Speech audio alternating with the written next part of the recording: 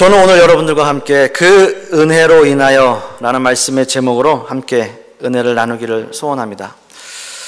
참 오래전 이야기인데요. 우리나라는 1997년부터 그 외환 위기를 맞아서 도산한 중소기업들이 참 엄청나게 많았습니다. 그래서 우리나라가 그 IMF라고 하는 기관에서 그 외환 보조를 받는 그러한 일이 있었는데요. 사실은 저도 그 피해자입니다. 그래서 그런 일로 인해서 저는 미국으로 이민을 간 사람입니다. 그런데 여러분, 우리나라에서 몇 년 전에 그 당시에 외환 위기로 도산한 그 중소기업에 대해서 연대 보증을 쓴 그런 채무자가 경제적으로 어려움을 겪고 있어서 대사면을 단행했습니다. 이 사면으로 인해서 많은 사람들이 혜택을 받았는데요. 약 한 11만 명의 그 인원이 이른다고 하고요. 또 그런가 하면요, 미국에서도 1,100만 명이나 이르는 서류 미비자들, 그러니까 흔히 얘기하면 불법 체류자들에 대해서 포괄적 이민 개혁 법안을 추진하고 있었고 또 사면을 추진하고 있었는데요. 아마 제 생각에는 이제 트럼프가 대통령이 된 이후기 때문에 지금은 아마 이런 그 법의 혜택을 받기가 좀 어려운 상황이 아닐까라는 생각을 해보게 됩니다. 아무 조건 없이 사면을 받는다는 것이죠. 아무 이유 없이 그곳에 불법 체류를 하고 있는 사람들이나 서류 미비자들을 구제해주는 그런 법안입니다. 여러분 어떻습니까? 여러분 놀랍지 않습니까? 네, 그렇게 감동이 없으실 줄 알았어요.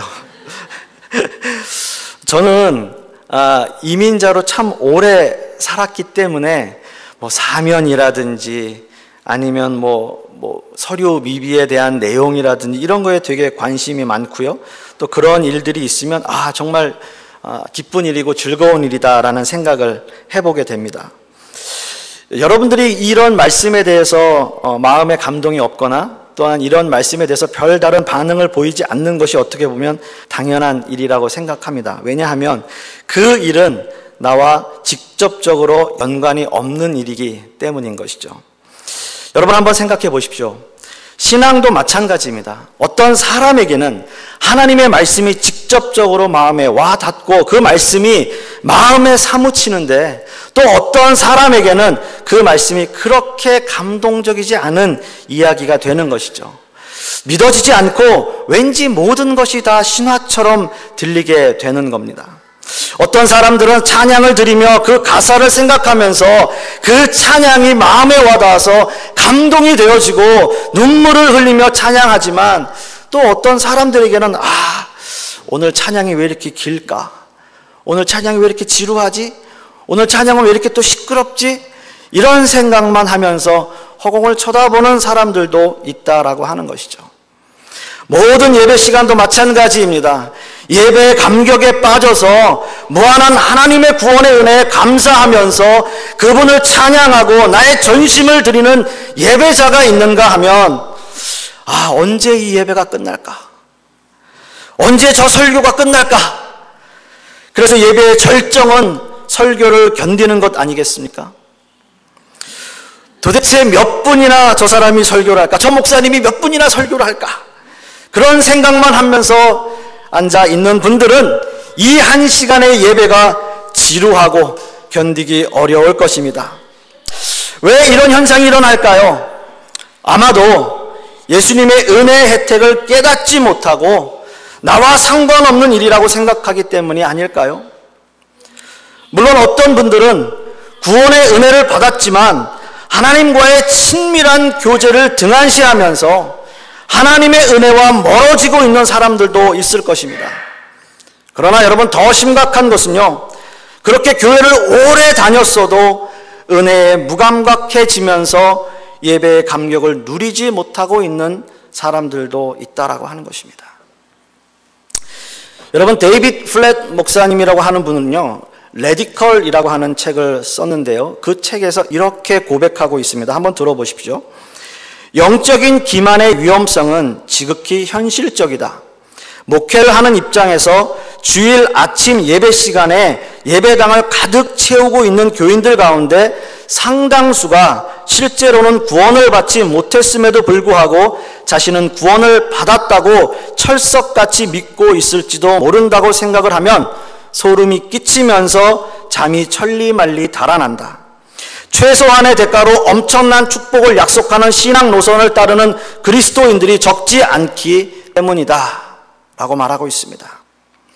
교인들 가운데 상당수가 실제로는 구원을 받지 못했음에도 불구하고 라고 하는 이 말씀이 사실 실제로 엘레바마에서 담임 목회를 하고 있는 목사님의 입에서 나오기 쉽지 않은 말씀일 것입니다. 왜 데이비드 플랫 목사님은 이런 말씀을 하셨을까요?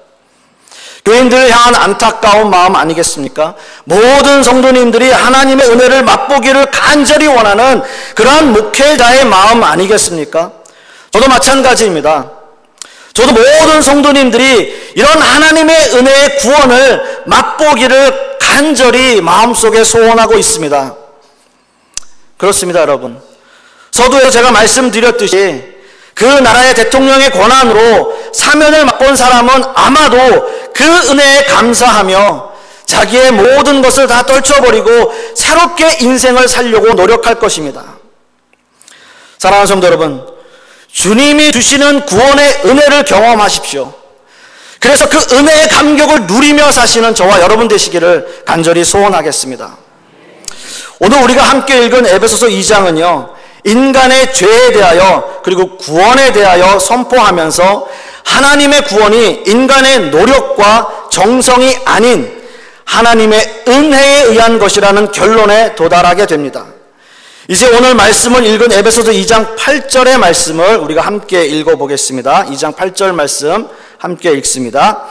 너희는 그 은혜에 의하여 믿음으로 말미암아 구원을 받았으니 이것은 너희에게서 난 것이 아니요 하나님의 선물이라. 아멘.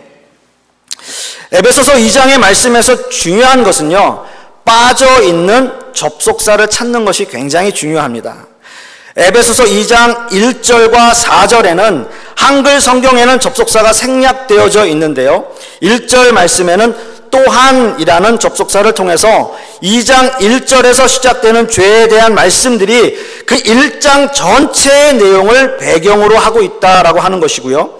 그리고 에베소서 2장 4절 말씀에는 그러나라는 접속사를 통해서 에베소서 2장 1절에서 3절의 내용을 대조하면서 반전의 의미를 주고 있습니다.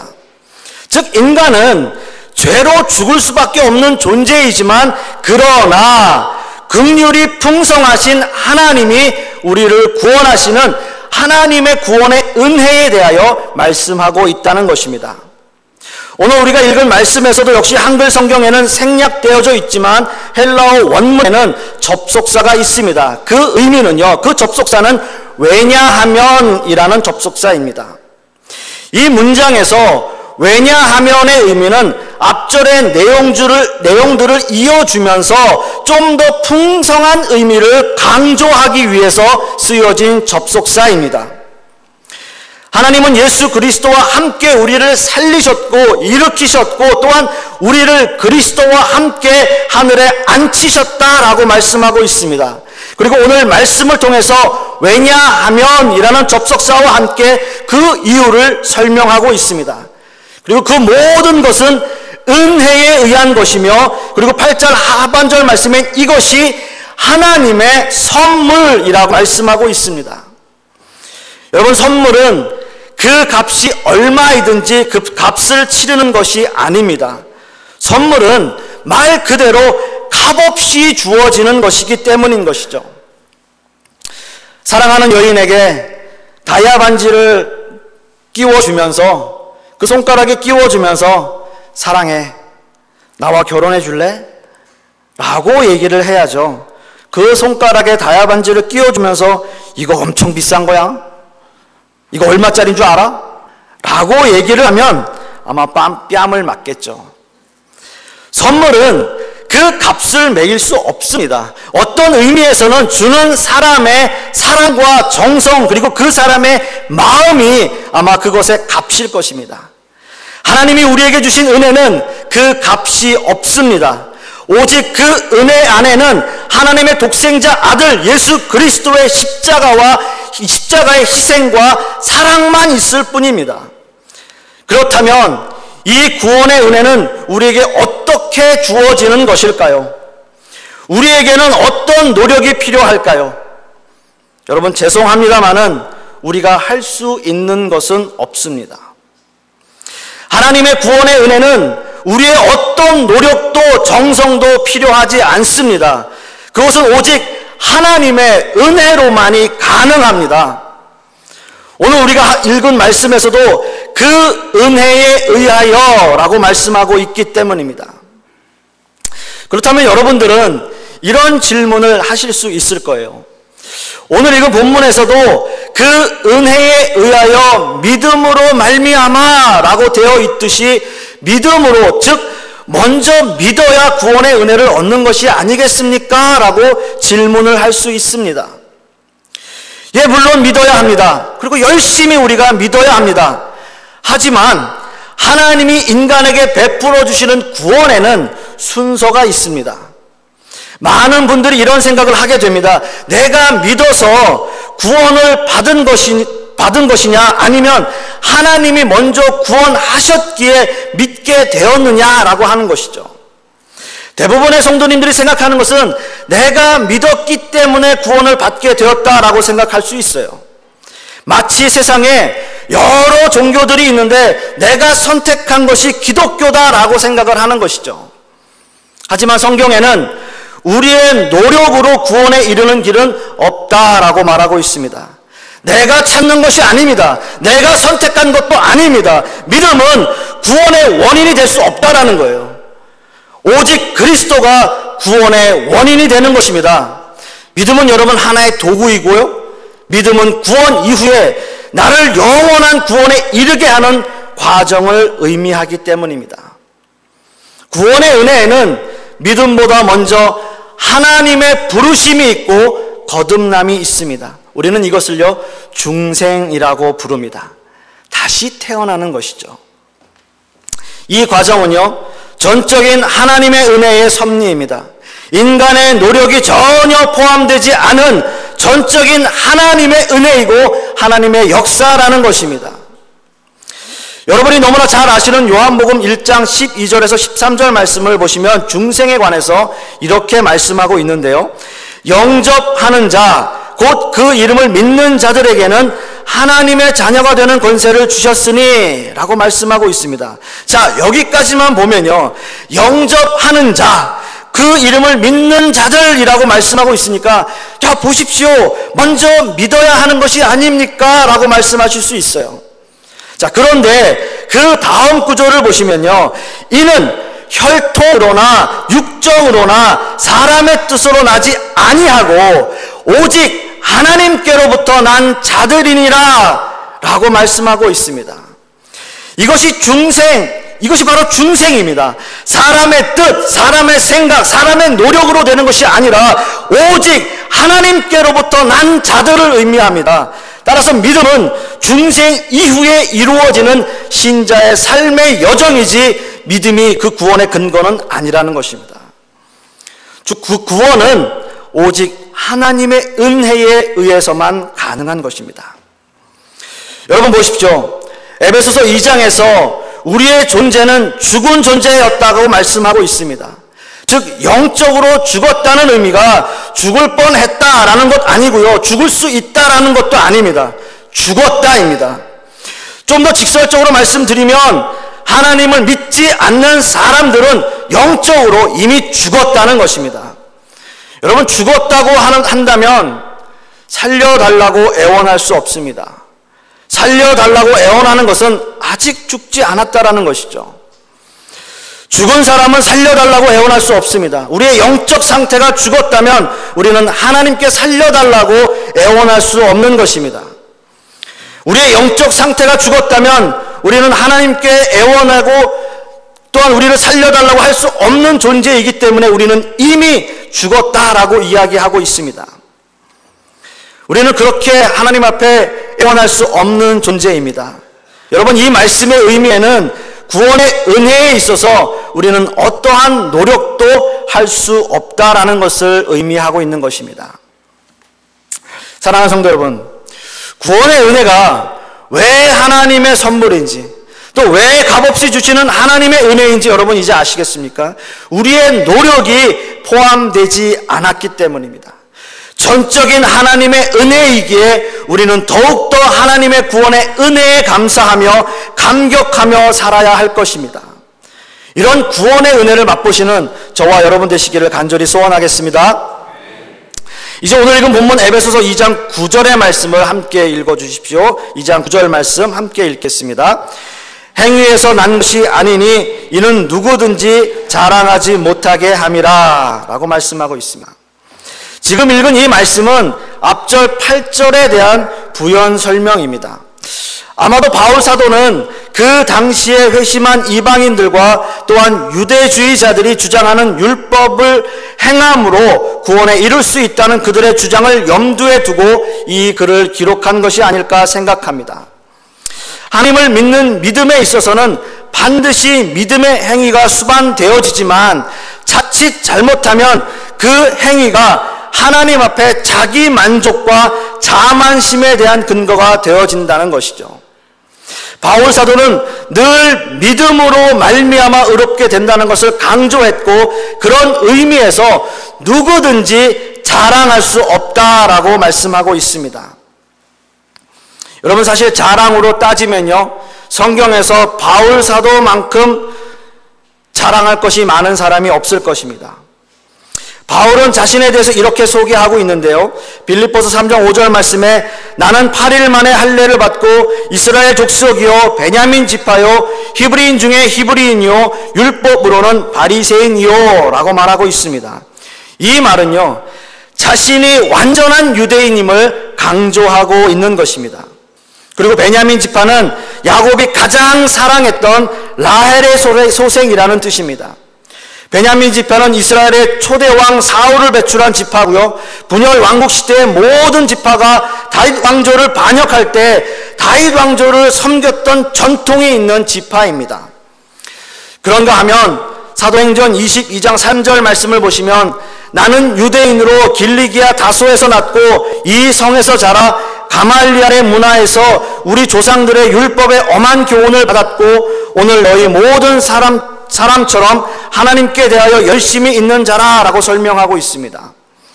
바울이 태어난 도시 길리기아 다소는 그 당시에 정치, 경제, 문화, 그 어떤 것도 모든 것들이 다 발달된 도시였고요. 바울이 태어나면서 로마 시민권을 가지고 있었다는 것은 그의 집이 상당한 재물과 사회적 지위를 가지고 있었다는 것입니다. 그리고 여러분, 그의 스승인 가말리엘은 그 당시에 바리새파 중에서도 진보주의파를 대표하는 인물이었습니다. 주로 스승을 랍비 또는 나의 선생이라는 칭호를 쓰는데 가말리엘은 라반, 즉 우리의 선생님이라고 하는 칭호를 받는 인물이었습니다. 여러분, 이 정도는 돼야 요즘 사람들의 표현으로 의하면 엄친아 아닙니까? 바울 사도는 대단한 엄친아였습니다. 뭐 하나 빠지는 게 없었어요.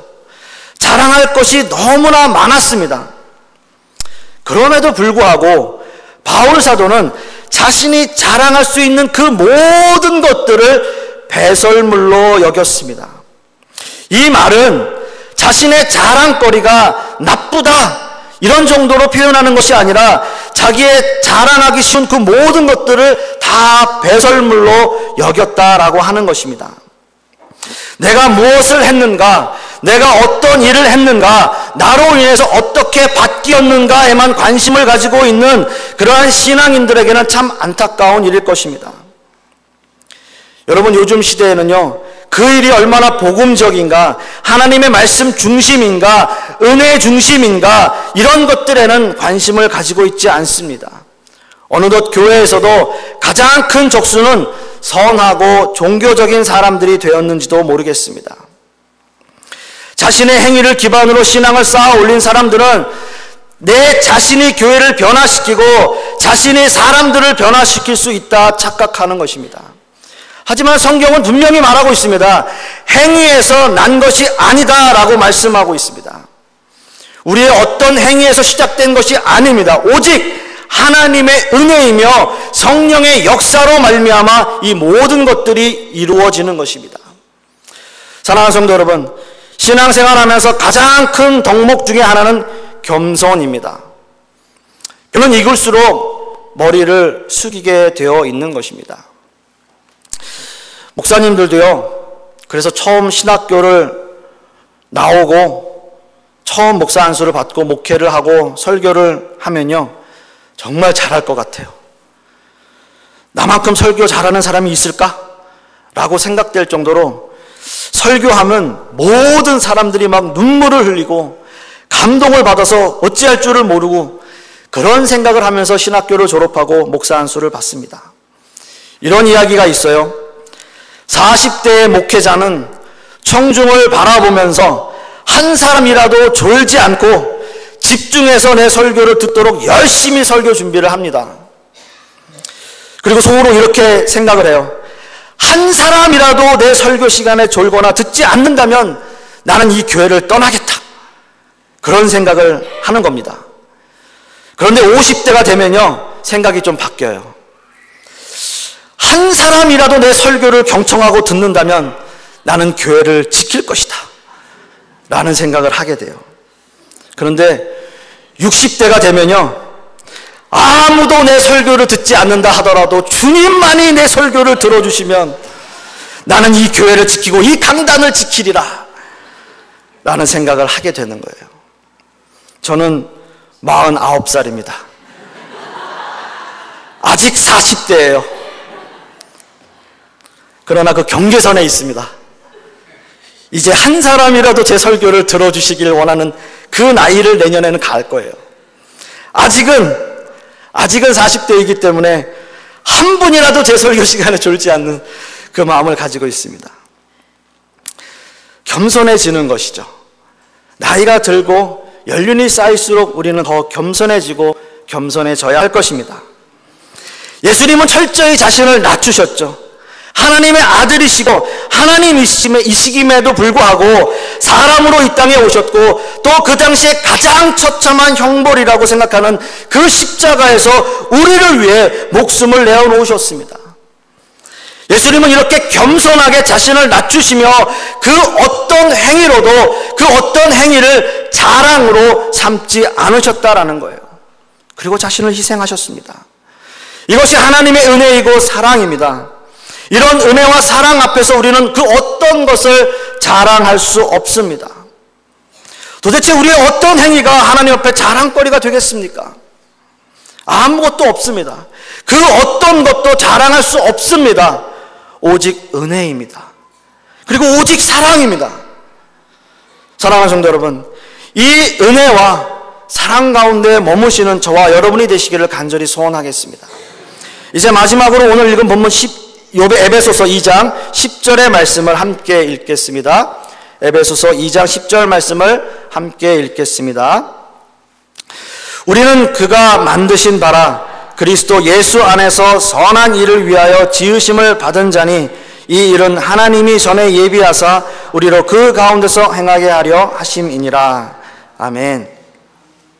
이제 오늘 말씀은 바울 사도의 마지막 원리로 연결되어지는데요. 그렇습니다. 지금까지 설명하였듯이 구원의 은혜가 인간의 노력과 정성이 아닌 전적인 하나님의 은혜임을 깨달았습니다. 그렇다면 이 마지막 원리를 통해서 전적인 하나님의 은혜로 구원받은 백성들에게 바울 사도가 전하는 메시지는 과연 무엇일까요? 그것은 바로 그리스도를 닮은 그리스도인으로 사는 성도를 말하고 있습니다. 바울 사도는 오늘 말씀에서 우리는 그가 만드신 바라라고 말씀하고 있고요. 또한 우리로 그 가운데서 행하게 하려 하심이라 라고 말씀하고 있습니다. 하나님이 우리를 만드셨다라는 의미는 하나님이 태초에 인간을 만드신 창조의 목적으로 돌아가야 한다라는 것을 의미합니다. 인간은 죄와 허물로 죽었었던 존재였지만 예수 그리스도의 구속의 은혜로 말미암아 다시 태어난 새로운 창조물이 되었습니다. 그렇게 다시 창조된 인간은 하나님이 창조하신 그 창조의 목적을 따라 살아야 하는 것입니다. 로마서 8장 29절 말씀에서 하나님이 미리 아신 자들을 또한 그 아들 형상을 본받게 하기 위하여 미리 정하셨으니 이는 그로 많은 형제 중에서 맏아들이 되게 하려 하심이니라 라고 말씀하고 있습니다. 그 아들의 형상을 본받게 하기 위하여 라는 말씀 역시 하나님의 백성으로 이 땅을 사는 그리스도 안에서 그리스도를 본받아 사는 사람들을 이야기하고 있습니다. 예수님을 닮는 그러한 삶을 의미하고 있는 것이죠. 예수님은 제자들에게도 말씀하셨습니다. 마가복음 8장 34절 말씀에서 우리와 제자들을 불러 이르시되 누구든지 나를 따라오려거든 자기를 부인하고 자기 십자가를 지고 나를 따를 것이니라 라고 말씀하고 있습니다. 이것이 예수님을 본받고 그리스도인으로 이 땅을 사는 것을 의미하고 있는 것입니다. 사랑하는 성도 여러분, 우리는 전적인 하나님의 은혜로 구원을 받은 사람들입니다. 그 구원의 은혜에는 나의 자랑이나 나의 어떤 행위가 수반되지 않습니다. 그리고 이렇게 은혜로 구원받은 하나님의 백성들은 하나님이 만드신 그 창조의 목적대로 살아야 하는 것입니다. 비록 전에는 세상 풍조로 쫓아 사는 불순종의 아들들이었고 진노의 자녀들이었지만 이제는 값없이 하나님의 구원의 은혜를 받은 하나님의 자녀들이 되었습니다. 그렇기에 이제 예수 그리스도를 본받아 사는 그리스도인, 그리고 우리가 먼저 받은 은혜를 함께 나누며 사는 그리스도인이 되어야 할 것입니다. 이제 말씀의 결론을 맺습니다. 사랑하는 성도 여러분, 저는 오늘 그 은혜로 인하여 라는 말씀의 제목으로 함께 은혜를 나누었는데요. 먼저 죄 가운데 있었던 우리의 존재를 확실히 인식하시기를 바라겠습니다. 그리고 아무 조건 없이 오직 은혜로 우리를 구원하신 그 크신 은혜를 여러분 다시 한번 생각해 보십시오. 그 은혜는 무한하며 조건이 없는 은혜입니다. 그렇게 구원받은 하나님의 백성으로 이 땅을 살아가면서 그리스도를 본받는 삶을 살도록 노력하셔야 할 것입니다. 이번 한 주간도 이런 은혜의 시간을 누리시는 저와 여러분 되시기를 간절히 소원하겠습니다. 기도하겠습니다.